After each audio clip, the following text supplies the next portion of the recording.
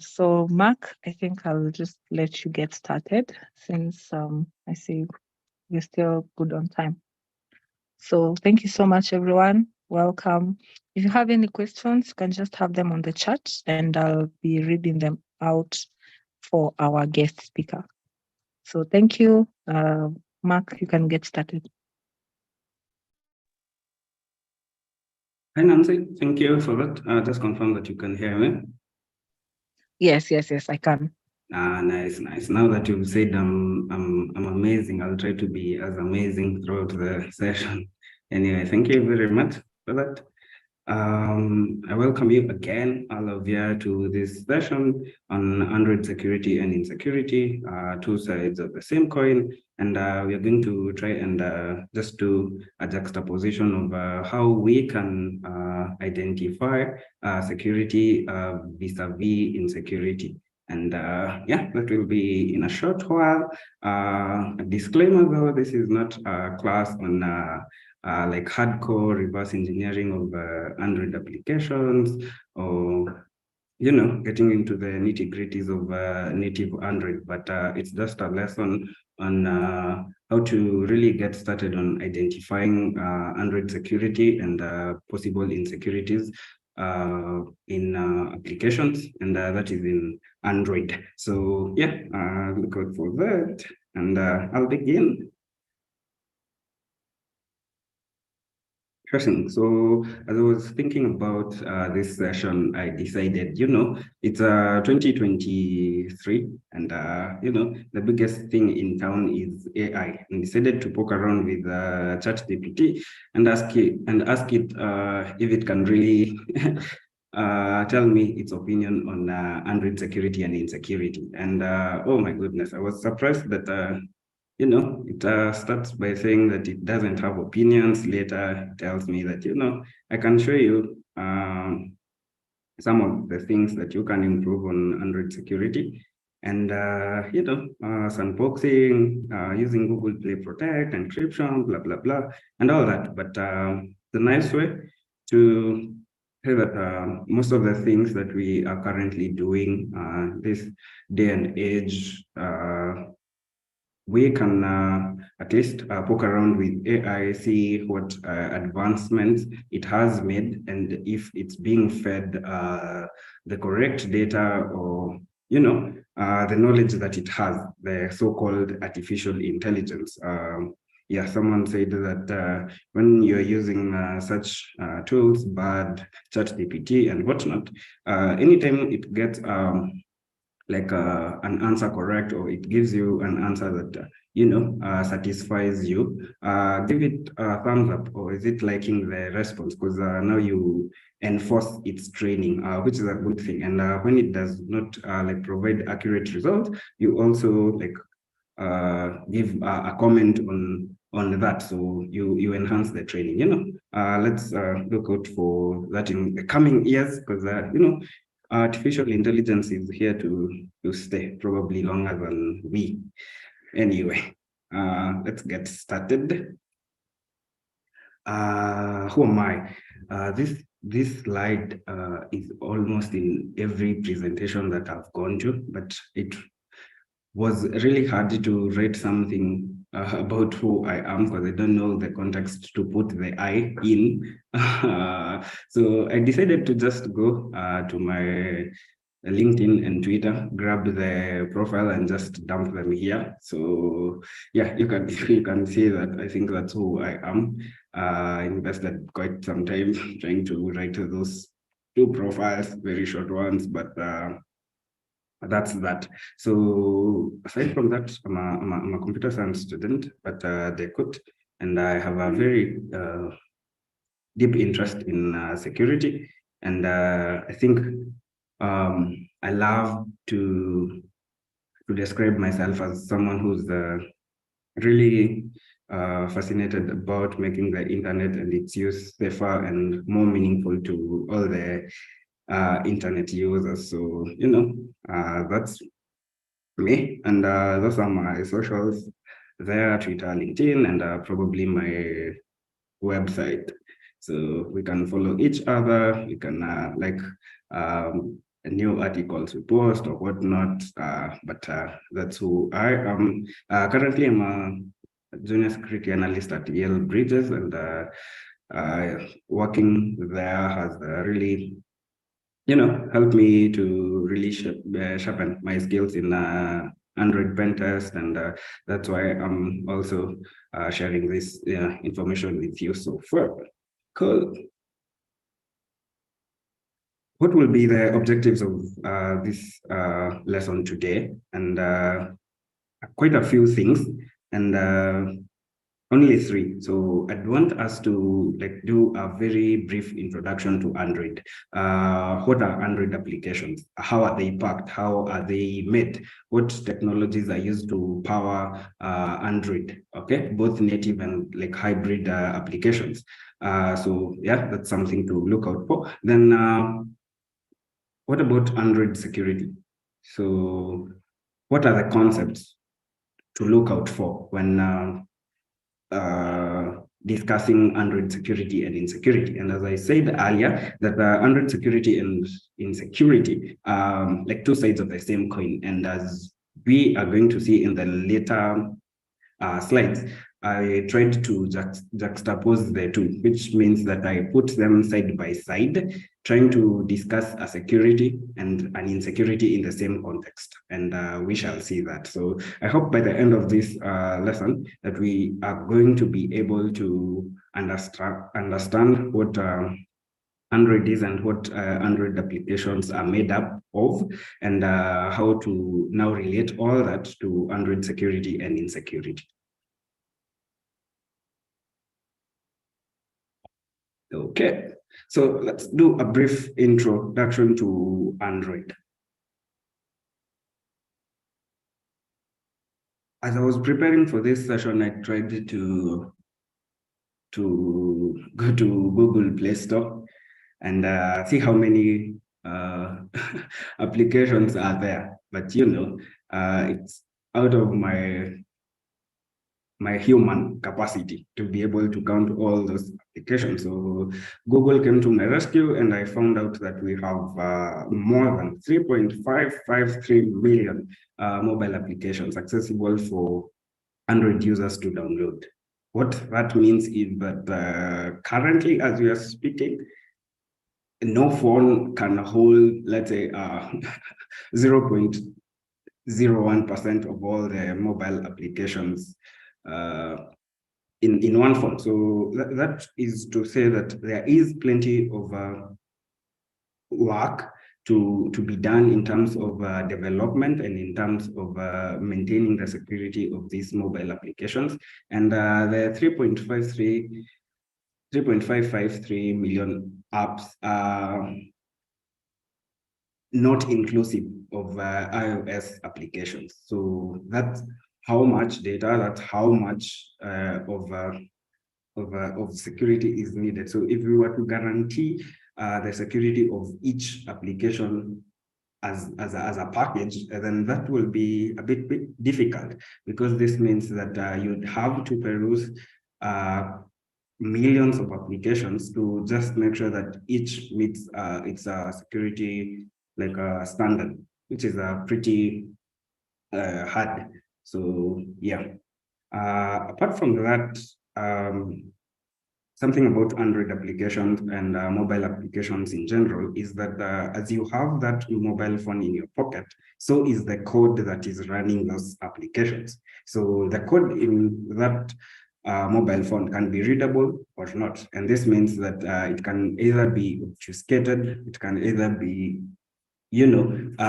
just made in a way that is not readable to any human or anyone who tries to reverse that application. And we are going to see how that affects the security of Android applications later. So if you compare Android applications and things like a website, there's a major difference in how you approach their security. This means that for mobile applications, you're coming from a point where the code is already in your hand. Either it's readable or not, but it's there. It's for you to figure out. If it's not readable, this is how I'm going to make this code readable.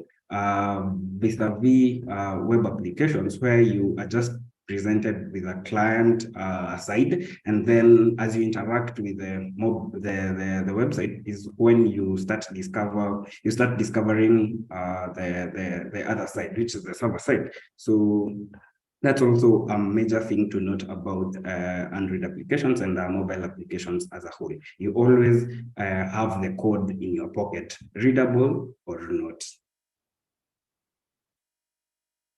Let's talk about the technologies that are used to power Android and Android applications. So for a long time, Android applications and mobile applications as a whole has been a very niched sector where not so many applications have, or not so many programming languages and frameworks are used to actually develop these applications, but it is very niched and very native. However, new technologies, and which are mostly referred to as hybrid technologies, are coming up where mobile applications do not have to necessarily run on the JVM and the native way applications were being built. So for native applications, we mean that they have been designed to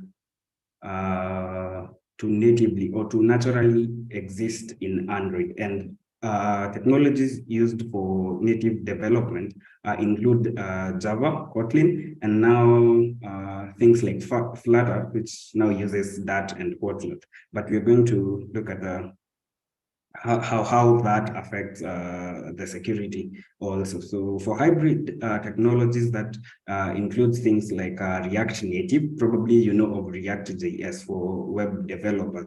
So there is a tweak of that React.js to form React Native, and it's used to make these applications. You can write it as a web application, and then it's packed or assembled to form an application, and that forms a hybrid form of application. So it's good to understand that Android development is niched, and so that makes the security and insecurity of these Android applications also niched, meaning that we are confined to some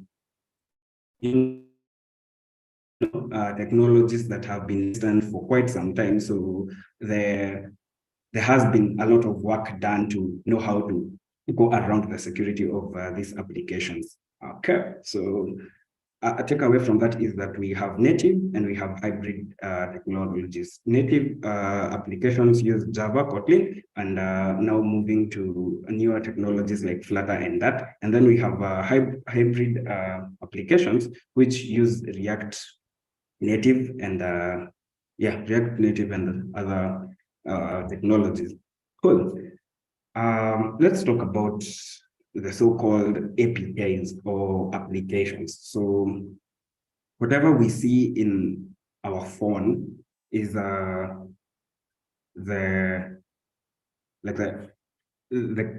client side of that APK. But at the back end, the APK is just a zip file. Okay, and we are going to unzip one of the APKs to just confirm that an APK is just a zip file of files containing code, containing metadata, containing the config files, containing binary files, which are mostly text, and all these files are compiled into one folder, which is now called an APK.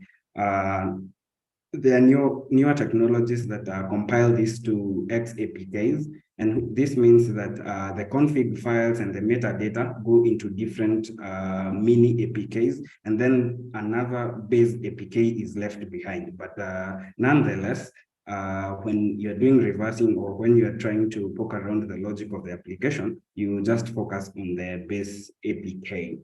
Hope that is okay. We're going to see how we can unzip, which is the layman way of approaching it, but now we can also see how we can actually reverse those files to their code-like look. Okay, so we have an APK and it works as intended or not. And then we have a way to reverse that to get the initial code. And with that, we can now poke around with the logic of the developer and try to see if we can find any misconfigs or anything that might potentially lead to like a compromise. Yeah, that's that for the introduction of Android. So takeaways is that, we have a lot and we are talking about millions of mobile applications accessible to you. The code of that mobile application is always in your pocket, readable or not. And then we've also discussed about how niched this field is, having a division between native and hybrid technologies, and also discussed how we also discussed how the APKs are just a zip file with a bunch of metadata, config files, the application assets, and all the binary files that are compiled into one folder. Okay. Check, Nancy. I hope I'm still audible. My screen is being seen. We're talking and I lost the. We're good to go, Nancy? Or someone? Just give me a signal,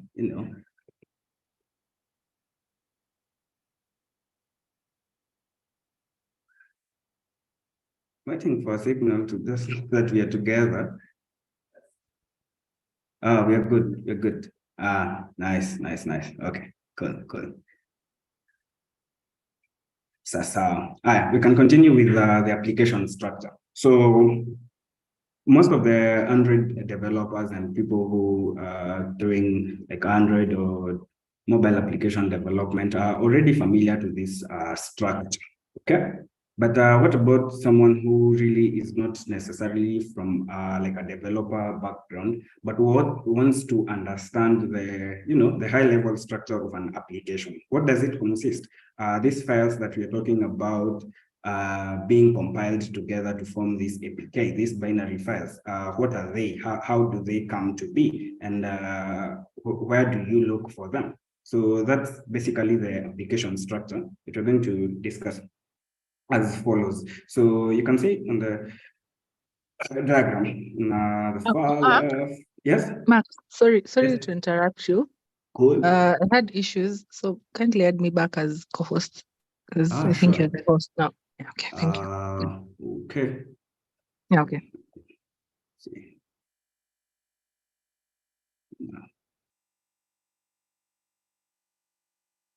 You're still there, Nancy? Okay, now I see this.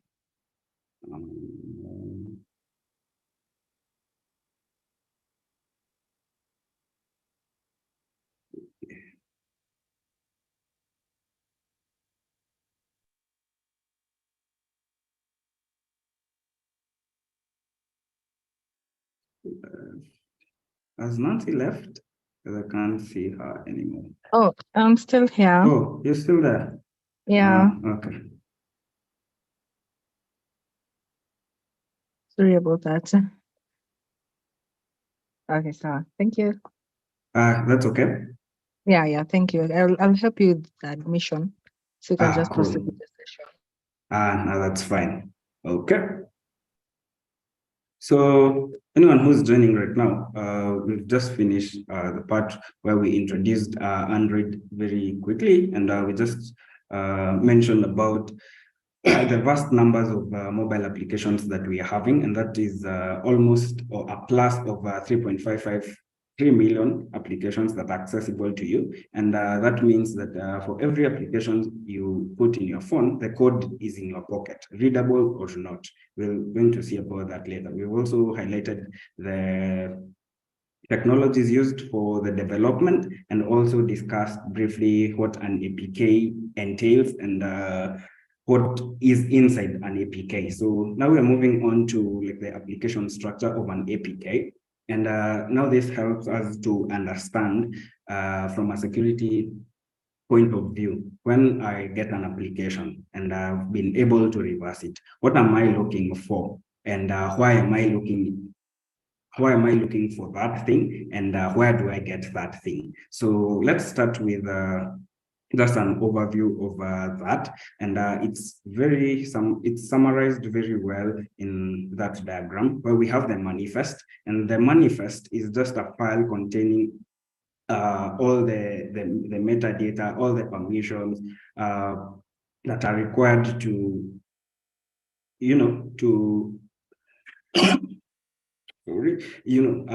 contains the metadata, it contains permission, it contains the name of the application and any other configuration that your application is supposed to run on or to run with. The Android manifest is in an XML format, the extensible markup language, which is both readable to the computer and also to the human, bridge between the two. And then we have the classes.dex file. And when you automatically reverse an application, which you're going to see, you find the classes.dex. And what does this classes.dex have? This has the compiled version of your code. So when you write that code and you build that application using Cradle or whatever else you use to build, it forms the classes.dex file, which now powers the compiled code and powers the whole application. Then getting into the resources, we have two types of resources. We have the uncompiled and we have the compiled resources. So for the compiled resources, they're contained in the resources.arc, okay, the A resource, and this contains the precompiled application resources also in an XML format. Okay, so that it's both readable to the human and readable to the computer. Then we have the res folder or the resource folder, which contains the resources that are not compiled. And this includes things like pictures, icons that you're using, backgrounds, fonts that you are using or you have imported, whatnot. And then we have the assets folder, which contains the application assets. We have the lib folder, which now contains native code libraries. So for example, I want my application to be able to do translation. Okay, so instead of coding that translation, and I'm talking about language translation. So instead of coding that logic from scratch, I can, call a native code library, which does that, and then invoke it to translate whatever text that it's given. So that's why we have like a lib folder, which is a library and contains native code libraries, mostly written in C or C++. And it's good to note that this lib directory or folder is of keen interest, because most of the time you will find that the developer has borrowed more of the native code libraries than he or she has, or they has decided to code from scratch. So it's a very rich folder to look at when reversing these applications. And then we have the meta information folder, which contains the manifest, and it stores the metadata. When was the package? When was the application packaged? What signatures is it using, and whatnot and whatnot. Okay, so that's the general application structure. Are there any questions, Nancy, so far?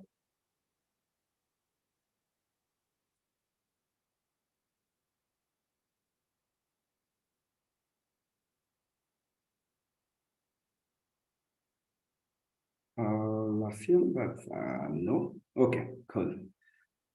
Can continue because I can't see the charts from my screen. So if there are questions, someone can unmute and just ask them. Cool. I have one. Cool.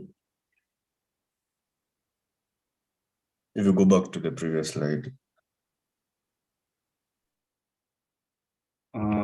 I believe that's the slide you're talking about.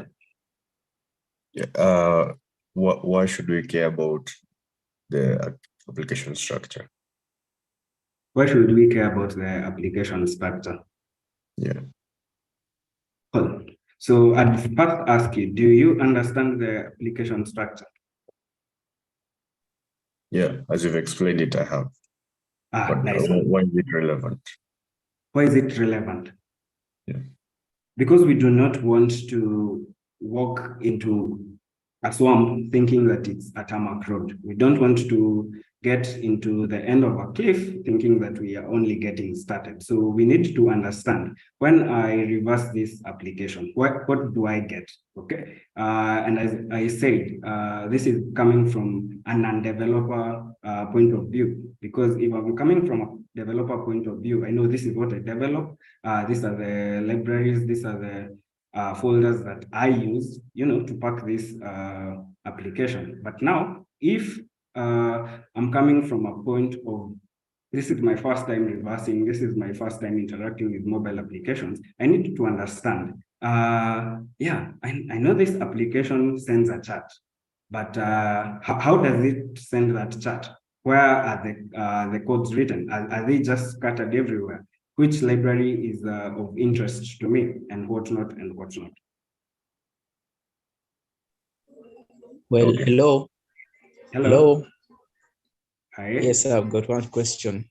Okay. Hi. So before you go ahead, I don't know if I've answered the question to whoever asked that question, because I can't tell from this side.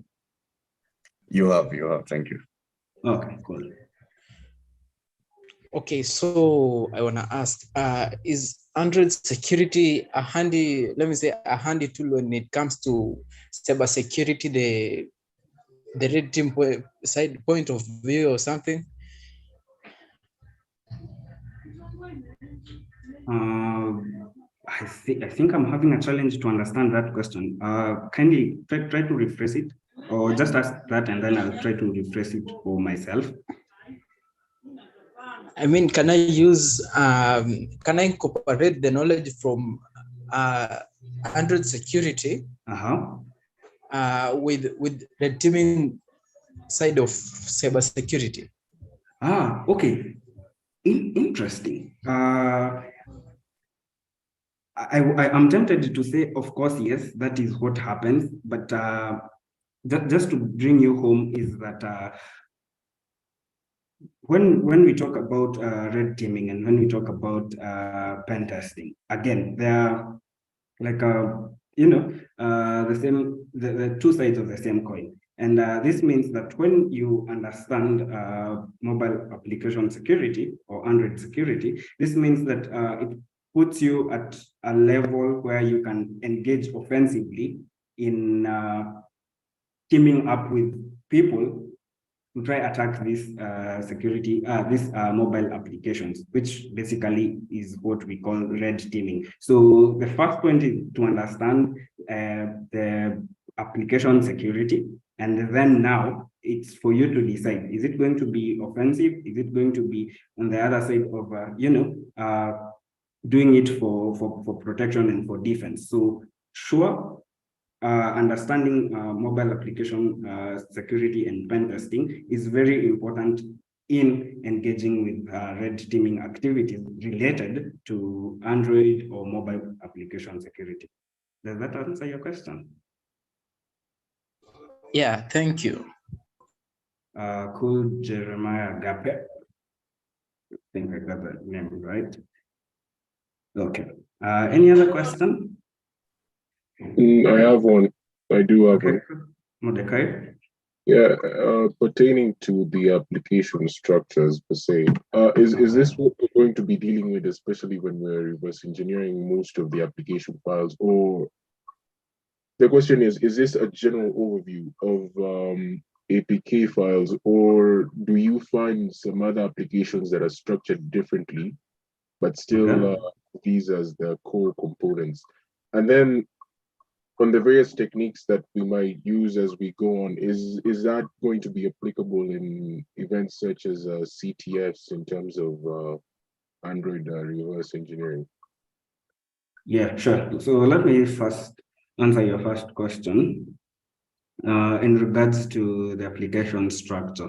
So this is the natural application structure that you will find in any Android application. Okay, so we are confining this quote unquote lesson on Android. Okay, so on iOS, you're going to find a different structure, but in Android applications, this is the natural state of the application structure. So that means that there is no application that will lack an Android manifest. Okay, there is no application that will lack classes.dex. There is no application that will lack a resource folder. Okay, and so on and so forth. So this is the natural state of an application structure. However, due to other techniques to try and hide the logic and try to hide around how the application is working and its code, while this is being obfuscated or trying to be tampered with to make it hard for a reverse engineer, the structure might change. However, if you are able to undo that, this is the state and this is the structure that the application will be in. Is the first question answered before I go to the next question? Yeah, it is. Especially, I was especially curious when it came to the obfuscation part, but I think we'll deal with that as it progresses. But it is answered, yes. Cool. So this is the natural application structure, and this you will find it in every other Android application that you encounter. Going to your second question, CTFs, and if the same methodologies and the same tools you use for pen testing and for red teaming, as we call it, is the same methodology you're going to use in CTFs. So I won't say partially yes, but yes.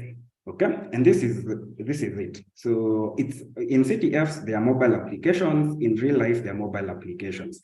In CTFs, we need to reverse engineer. In real life situations, we need to reverse engineer. Okay, but the core difference between CTFs and now the real world applications is that for CTFs, we already know there is a flag. There is a string that we are looking for in the entire application or in the logic of the application to get it from a database locally or in the cloud. So the methodology doesn't change really much, but the mentality and how you approach that is what changes. And I think in my demo, I'll try to show that. Yeah, I need to hurry up so that we get to that interesting part either way.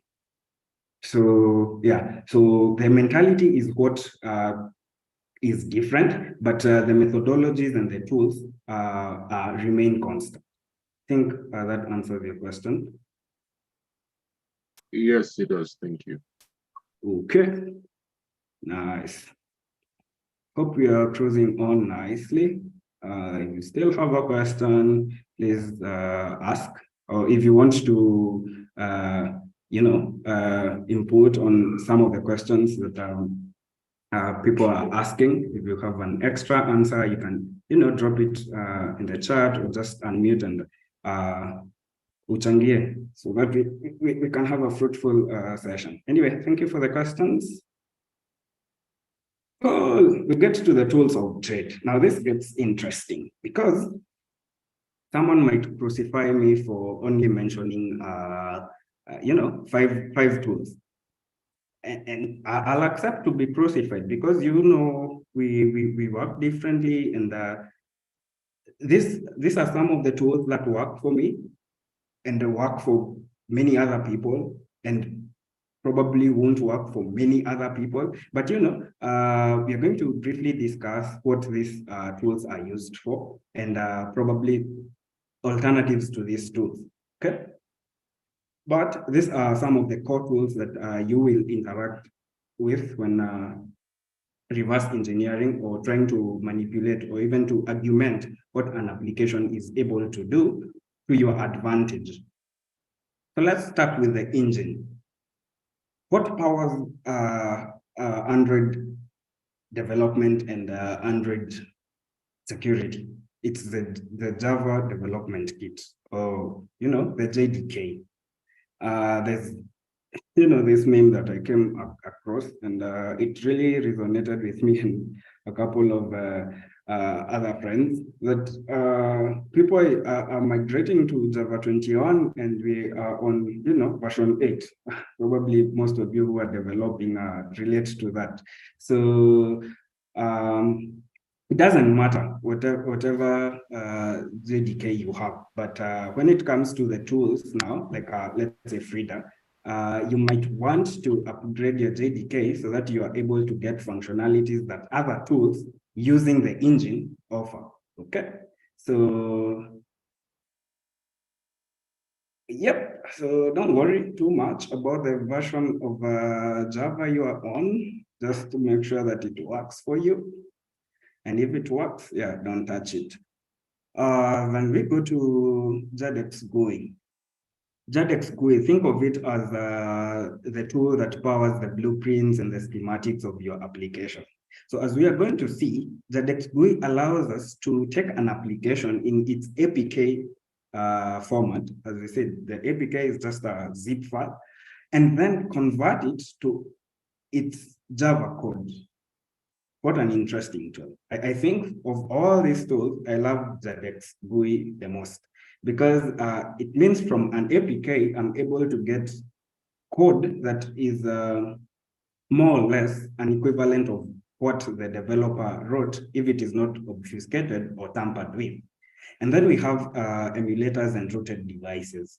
So this is the test track, okay? So we need a device that we control, a device that has or can give or can take permissions as we want, okay? So for our devices, some of the permissions, some of the capabilities that our phones can do are limited because we are not pseudo, and we need to be pseudo. And that's why we go for things like emulators and rooted devices. So if you have a phone, a spare phone, you can decide to root it. And you become the king of the phone, you control it, you give it all the commands that you want. If not so, there are open source emulators like Genymotion. Okay, we have Nox and many others that you can use as your test track to see, I have this application. Let me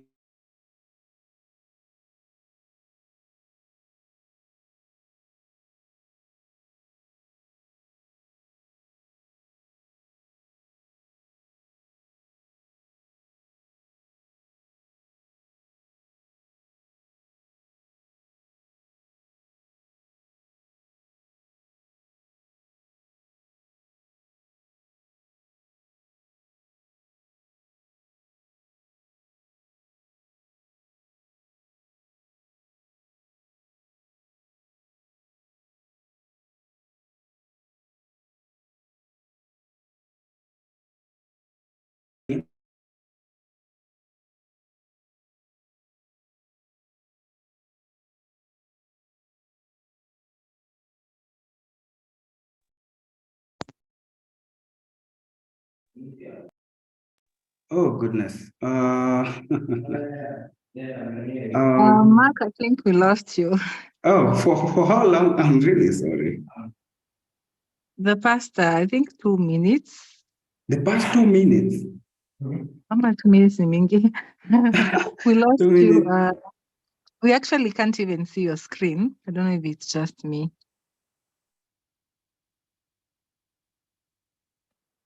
Yeah, me too. I can't say. Yeah, we can't see your screen. Okay,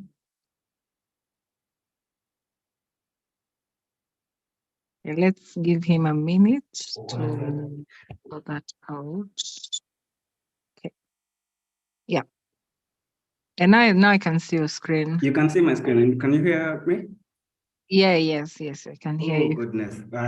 If you're still on this slide and we've not got to the demo and the God that made this, I don't know how it will be, but let's try to go quickly over this so that we are able to get to an interesting part. So I'll just go. Nancy, you can hear me, right? And you can see my Yes, screen. yes. I think I Nice. confirmed that for everybody, unless anyone Okay. is facing an issue. Okay. Nice. So the tools of trade. We have the engine that powers our development, and that is the JDK. I think I mentioned, if I hadn't lost my connection before that, is that do not really be dragged by the conversation on what Java version you're running on. Others are running Java 7, 8, others 27, 30, whatever version they run. Just concentrate on making sure that your application is working and the tools that you use are also working. But once in a while, you might need to upgrade the versions to be able to enjoy all the, the goodness and the niceties that come with the newer versions. Then we have the GUI, which helps us to now make a schematic or a blueprint of the application. And this reverses our applications from the APKs to now the Java code. Okay, and then we have the emulators or rooted devices. Most of the emulators are rooted devices, and this helps us to have like a test track to be able to test all our methodologies in a rooted device that gives us the permissions to do anything at will. So we can access the memory, we can be able to grant permissions that are otherwise not accessible, or do things as a sudo. Then we have the pit crew tools, which is the ADB or the Android. What is it? The Android debugger bridge, if I'm not wrong. Yeah, call it ADB too much. So I think it's the Android debugger bridge, and that helps you to access all the functionalities in your phone, either the emulator or a physical phone. And then we have the tuning equipment, which is Frida. And I hope we get a moment to see how Frida is able to augment our applications and to turn it or to bend it at our will. Nice. So I'll try to rush through this so that we get like 6-7 minutes to do a quick demo. So if anything else, this is what I'd like us to take away from this session.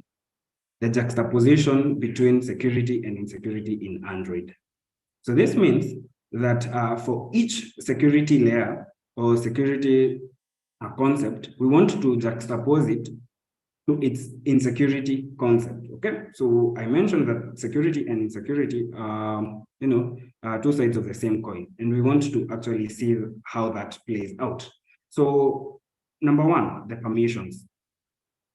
When you download an application and run it for the first time, there are permissions that are requested. Okay, so are the permissions requested necessary? So if it is a mobile banking application, it does not need probably a picture or to access your gallery.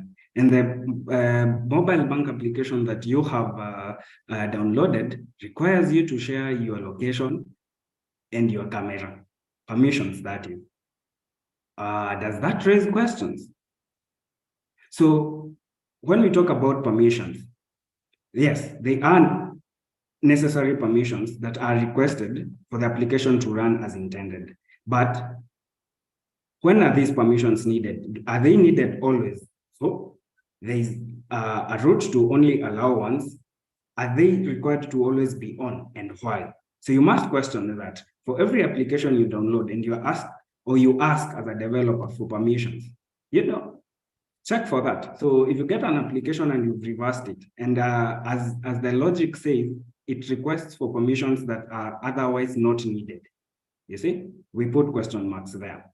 Let's go to the databases. Sure, we always want to persist data either locally or in the cloud.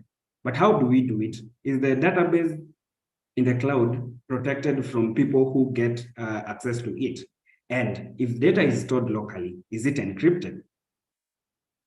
The strings. So there is a file called strings.xml in the structure. And just to reiterate on this, Mordecai, you will always get the strings.xml file, and it will always contain text strips that are centrally placed to, for the developer to call them at will. But what are the contents of these strings? Do they expose authentication credentials? Do they expose the database endpoint and whatnot and whatnot? So those are some of the things we look at. Let's continue. Secure communication. So if the application is sending messages or whatever communication is being done, how is the communication? Is it secure? Most of the time, SSL or TLS is going to be used to secure these communications. But if man in the middle is intercepting this traffic, how do we know that the certificate that we issued to our application is the only certificate that is being used? And now that introduces SSL or third pinning, which we'll look at. We have anti-reverse engineering techniques used by developers. And they use these techniques to protect their application from reverse engineering. Okay, so they might obfuscate the code or include ways to detect tamper. But everything has a bypass. The code is always in our pocket. Either we can read it or not. So yes, you can make it hard for me to read, but in fact, it's not if, when I'm able to reverse engineer that thing, I'll be able to access that code. I'm going to poke around your logic. Let's get to anti-rooting. So I mentioned about using rooted devices or emulators. Applications nowadays, especially in production, they are able to detect when they are being run on rooted devices, and they just shut themselves down and tell you, cannot run on a rooted devices. How is that insecure? We always have anti-rooting bypasses. And to me, that appears to be like a myth, that security can never be guaranteed 100%. If there is a bypass for everything, then that means it's not a matter of if, but when. So those are some of the security and insecurities in Android: permissions, databases, strings, secure communications, anti-reverse, anti-root, and then juxtaposed to their brothers or sisters, are the permissions really needed? Is the database secure? What kind of strings are being exposed? What is the content of that string? Have I enabled SSL pinning, that only one certificate that is trusted by the application is going to be trusted by the servers? So this means that if someone in the middle intercepts the traffic and they send that traffic to the server, it will be refuted because it does not have the certificate that was issued to the application. Reverse engineering can always have bypasses. And if I work hard enough, I'm going to be able to reverse engineer that application.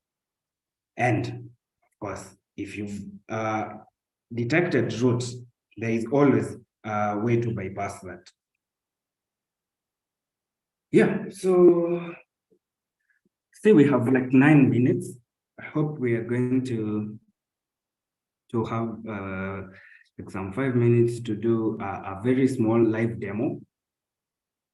Unless there's a question before continuing to a small live demo. So I just wrote a small write-up. So in case the live demo fails, the gods might not be on my side tonight. We'll just revert to the written demo, but I really hope the live demo works. Nancy, are there any questions? Yes, I do have a question. Okay, Ken? Okay, Vin.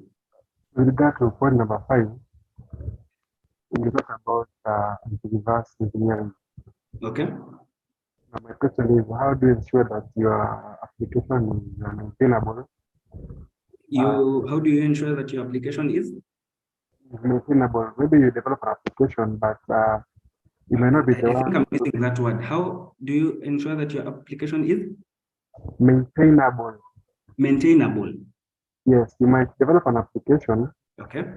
that you won't be the one to do maintenance, maybe some years to come. Okay. So someone else will do it. And if you hide the logic, Okay. how can you ensure that the app is still maintainable?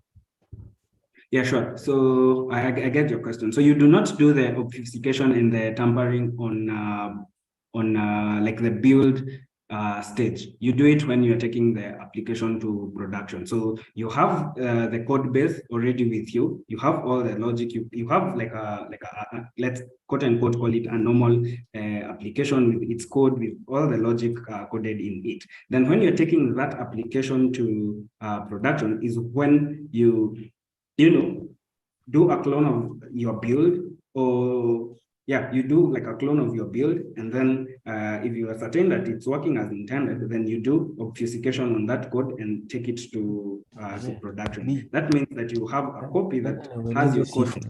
So if it's to be maintained, it's going to be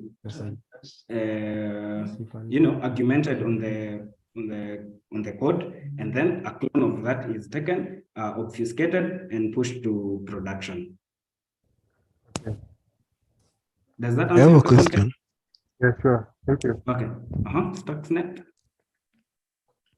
Oh, Mark, I have a question. Okay. When you're building an application, Okay. what features are you supposed to make sure that they are in the app to make it cross-platform agnostic? So when you say cross-platform agnostic, do you mean it's accepted by all platforms, or what do you mean specifically? Yeah, whether it's accepted by all the platforms, like for And example, by in your platforms, hosting. you mean Android and iOS? Yeah. Okay, so as it is, I mentioned native and hybrid technologies. So for native, you have to adhere to a platform. So if you're using Java and Kotlin, you must adhere to Android. But if you are doing iOS, you must lean on to Objective-C and Swift. If I'm not wrong, I think I'm not. So there are things like Flutter and its counterpart that are used to make cross-platform agnostic applications. Okay, you've answered the question. Thank you. Cool. Stuxnet. Cool name. Nancy, still there? Like I get Yes, I am. I can get 5 more minutes to finish on the demo. Okay, fine. Yeah, so I had a couple of slides to follow, so I'll just quickly go over that and then use the rest of the time on the demo. So what next after this session? Shihab will share these slides with you. You'll find the embedded links on this. And on this slide, what is next for you? If you decide Android is probably something that you'd be interested in finding out its securities and insecurity. So there are mobile application security crackmiss offered by the OWASP version of mobile applications. So you can check that out. There's a link there. There's also a very good room in TryHackMe. Also a link is there called Android Hacking 101. That's definitely something you'd want to check out before going into like hardcore reversing and whatnot, because it introduces you to static and dynamic analysis and the differences between the two. So please check out that room if this is something that you see doing from today onwards, And then there is a very good course on hardcore Android reverse engineering. And when I say hardcore reverse engineering, I mean reverse engineering the native libraries that we mentioned are located in the lib file here, where the malware will hide and whatnot. So if you are interested in like learning how to reverse engineer the applications in a in-depth manner, check that course by Matty Stone. And then always keep up to date with the security bulletins from Google, Project Zero, and just articles that you find interesting on app security. Oh, goodness. Nice. Who do you follow after this? Definitely give a follow to Shihaks, Maddie Stone, and Charlie. They post things on, application security, people doing application security talks like this ones. And, you might find yourself learning a lot from these people. And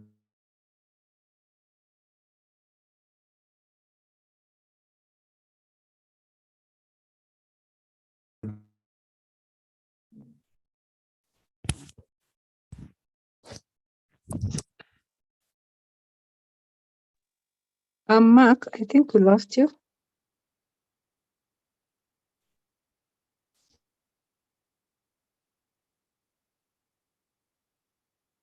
Okay, I don't know if it's just my end. Kindly, if you can't hear Mark, just indicate in the chat.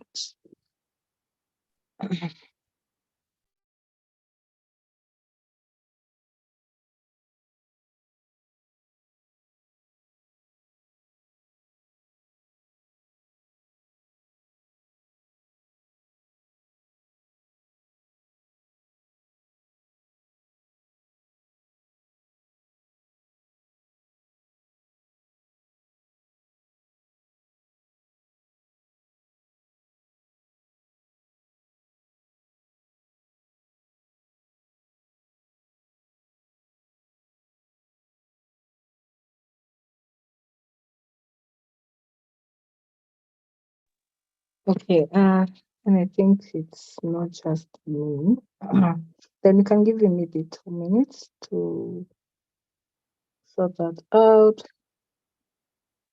Looks like the demo gods are not on his side today, but well, these things happen. Mark will be joining in a few. Okay. Thank you, Bashir. Just give me.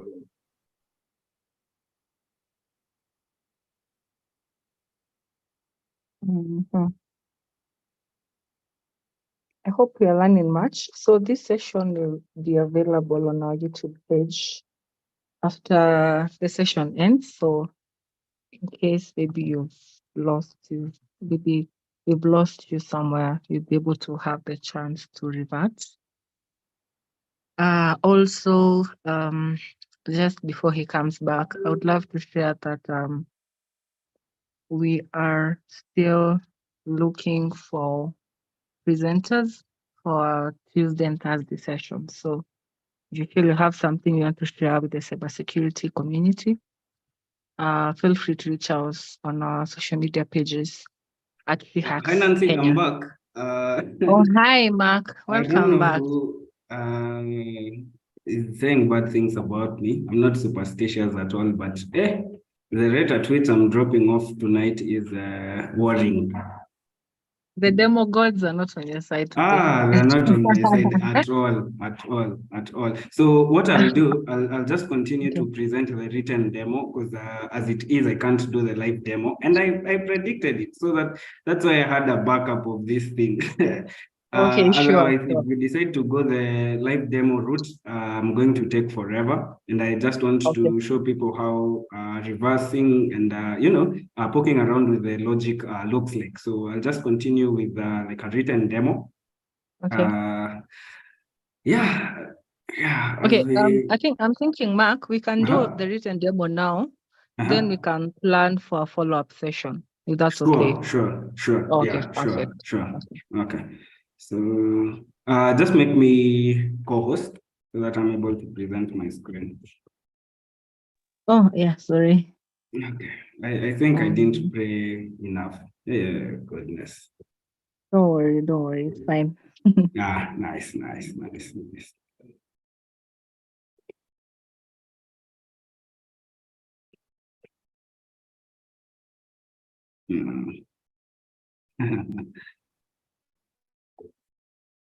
Sure thing.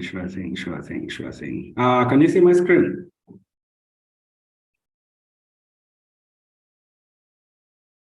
Yeah, Yes. you can say it.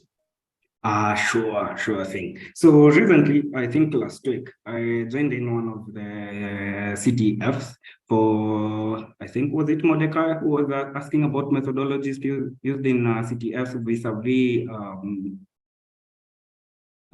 what? Real world, if there is any.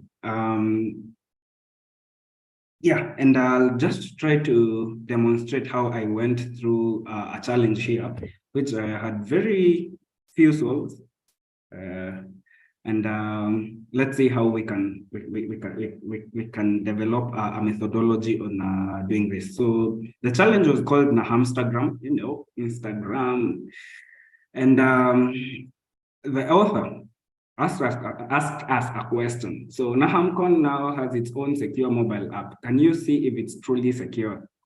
And we said, let's see. You've asked us, let's find out.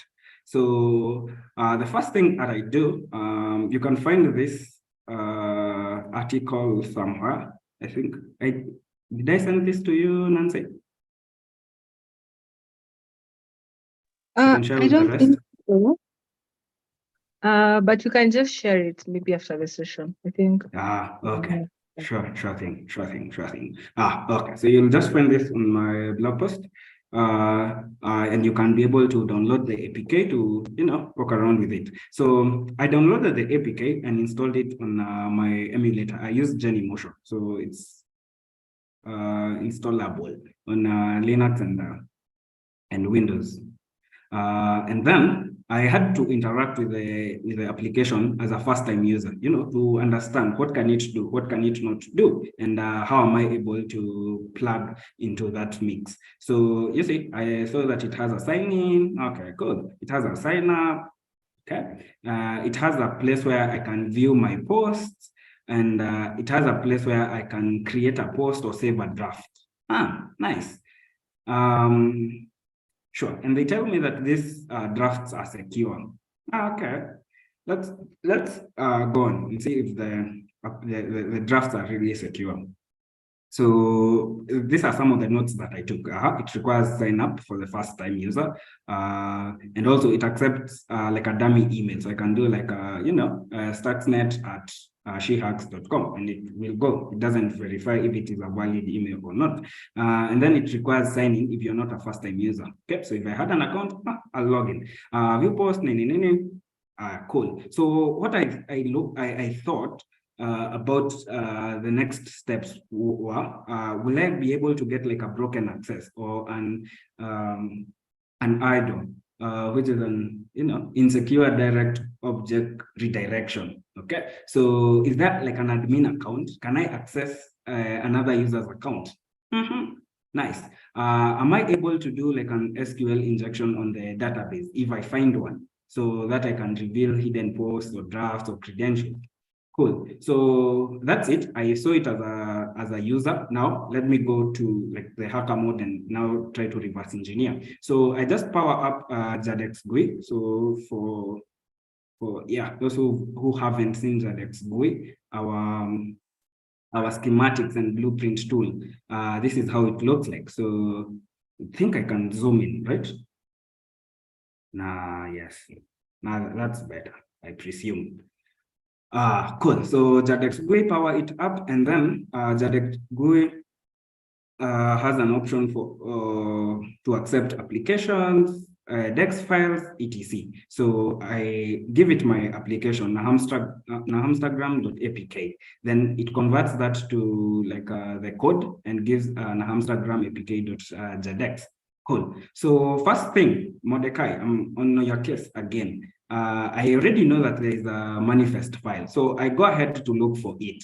Okay, this is informed by from the structure of an application. So I go look out for the manifest file, look at the activities and the permissions that are granted and whatnot. So there's something called the main activity in Android, and this is the first display that you will see. Okay, so this display here, the sign-in activity, is what is now written here. Sign-in activity is the launcher. So, okay, so that is the main activity. Sometimes you're able to bypass the main activity and go to the next activity without completing the requirements of the first activity. Nice. So that wasn't necessary or even possible because it required me to like sign up. So I looked at the other activities. We have sign up, feed activity, create post activity, and this is just to confirm what I saw as a user is also what I'm seeing as like a hacker or something. Then I navigated across the folders and got to an activity. Okay, so activities where the code logic will normally be put. So there's the activity which correlates or displays its content using like an XML file. Okay, we might see that in a later session. But I went to this activity called Firebase, and I saw quite interesting methods. And by methods, we mean functions. Okay, so another tool is mentioned in my methodology, and that is Frida. So Frida helps us to argument or to just see what an application is returning so that we are able to, intercept that function and argument it to do events that otherwise it wouldn't do. Okay, so I saw a method called convert to display name. And what it was doing, it was returning the UIDs of all users. So as a developer or as a hacker, you want to look out for things like this. Why are you returning the UIDs? Okay, and these are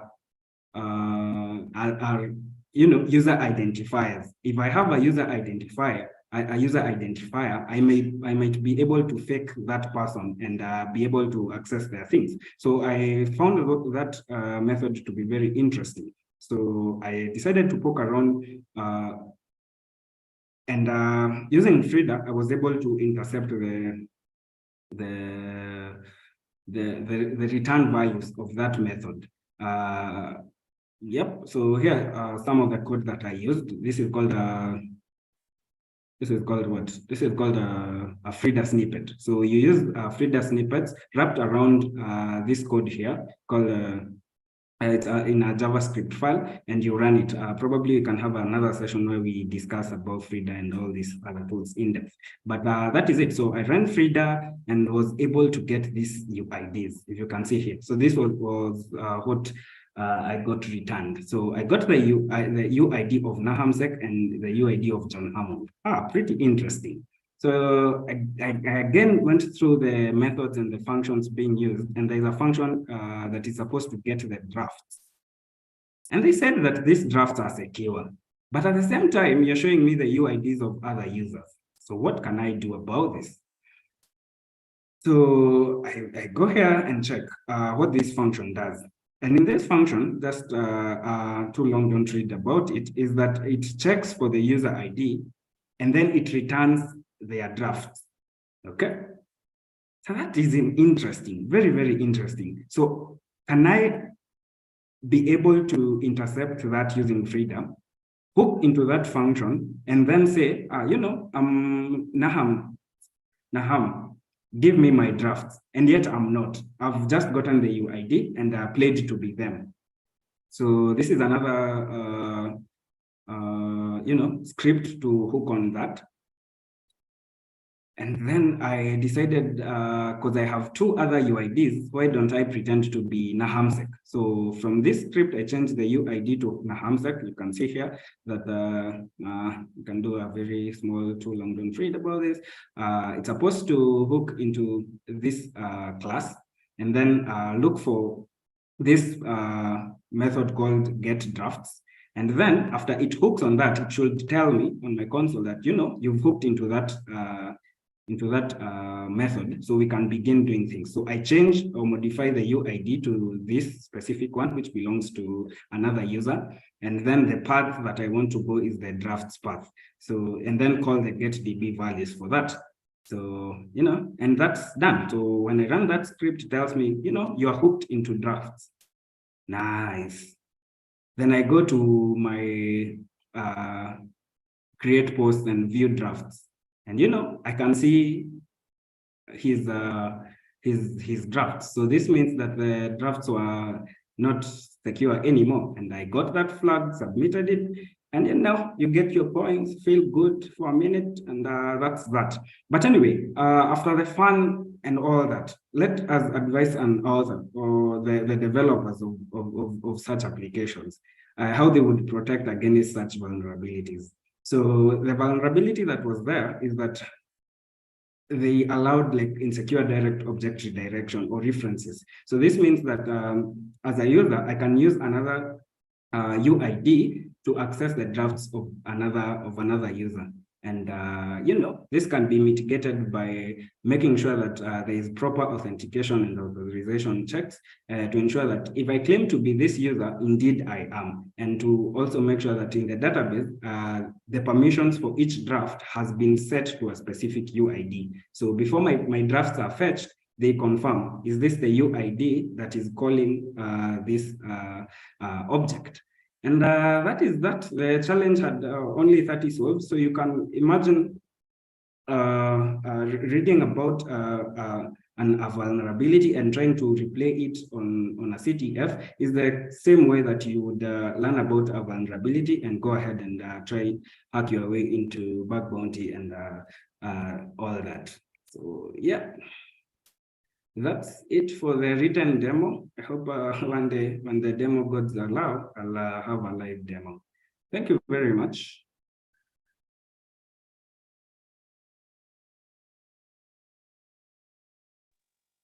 Thank Nancy, you so much. you still there? Yes. Cool. Okay, thank you so much, Mark, for that great session. So there's this question, I'm not sure if you had answered. Maybe you can just answer it maybe in the next 1 minute. Yeah, I didn't see that. So let me see.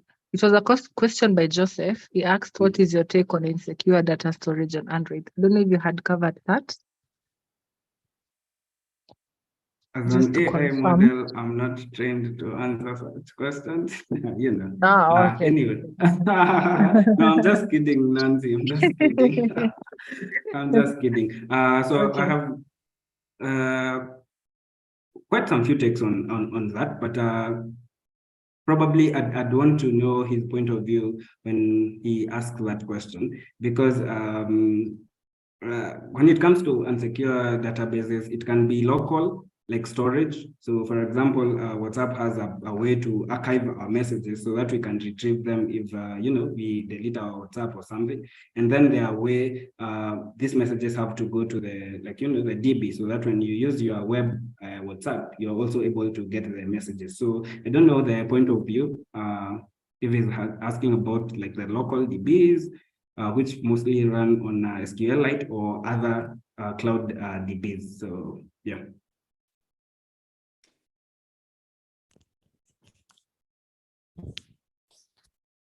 Okay, I think that covers it. So thank you so much, Mark. Sorry for the demo issues we had. Yeah. Let me see if they have any question. Excuse me. Kevin, he has a question. The demo you just did, where is that data, specifically the drafts being fetched from? Is it locally hosted or part of the code in my pocket? Now that is not part of the code in your pocket. So that's why I mentioned in the databases, it can either be like locally stored or it can be cloud. So that was a cloud, and it was using a Firebase instance, which you will find in most of the applications. Okay. Excuse me. Yes. Oh, Mark, I have a question. Okay, cool. We have a certain virus called Pegasus. Pegasus. Yeah, Pegasus exploits vulnerabilities in Android application before security. Those people dealing with security with the app security can find them. Yeah. So how can you like make sure that maybe you can protect against such virus which are not commonly visible?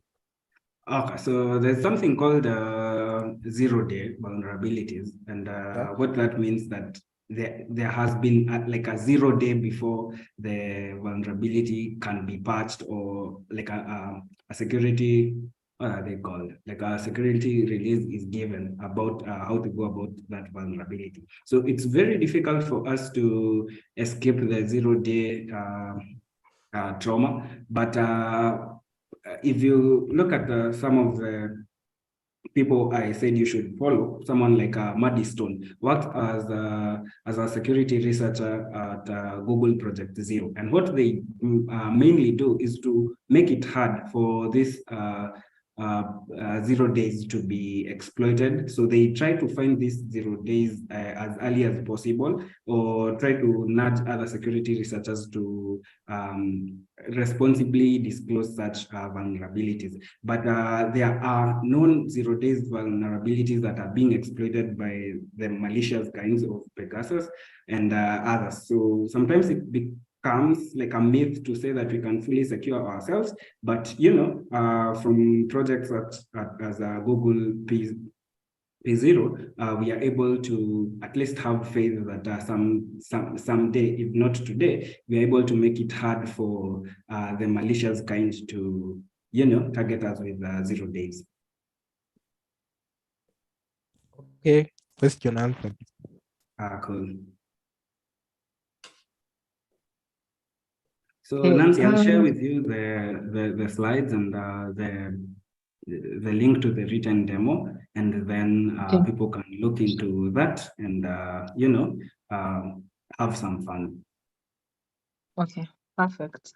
Thank you so much, everyone. That was an amazing session, Mark. I learned a few things as well. So thank you. Thank you so much, everyone else, for joining the call, staying throughout the session. So just to reiterate what I had mentioned earlier on, that the sessions are back. And please, if you feel you'd want to share something with the community, we have sessions twice a week. That's on Tuesdays and Thursdays. So you can pick either of the days, then reach out to us via social media. That's on SheHacks Kenya, across all social media platforms. If you want to reach out to me directly, it's Nancy Moretti. So thank you so much, everyone, and have a lovely night. See you on the next session. Thank you. Wow. See ya. Thank you very much. It was a pleasure having you, Mark. Thank you, thank you. I wish that demo gods come through for anyone else having presentation soon or later. Okay.